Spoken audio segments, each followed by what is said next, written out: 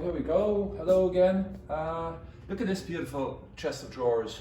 It was a not so pretty mahogany. It was a ribbon mahogany that was kind of damaged. It had some burning marks on it. So we ebonized it. Ebonizing means we put a lamp black into shellac and French polish onto the piece. And so this piece that we're going to talk about is a simple English chest of drawers. It's three drawers, four drawers, 1, 2, 3, 4, on a bracket foot, circa 1750s. Very simple. It's got original locks. One thing that I did do here to kind of make it less fussy, I removed the back plates, so we really only have the little pulls here.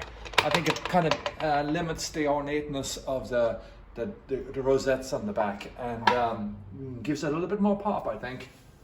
And again, ebonized, giving a little bit more presence in the room. And you know, it's got a lot going for it. Again, it's simple lines, simple. It has all the oh, there's some leather from another project, excuse me. But you can see the locks, and you can see it has the escutcheons, the dovetails along the inside, and very simple, moves very nicely. And okay, the hallmarks of an English piece, so if you ever wanted to know, is they have a dust panel in here. This is called a dust panel, meaning when you open up and close a drawer, the dust doesn't go into the next drawer. All English chests of drawers have dust panels.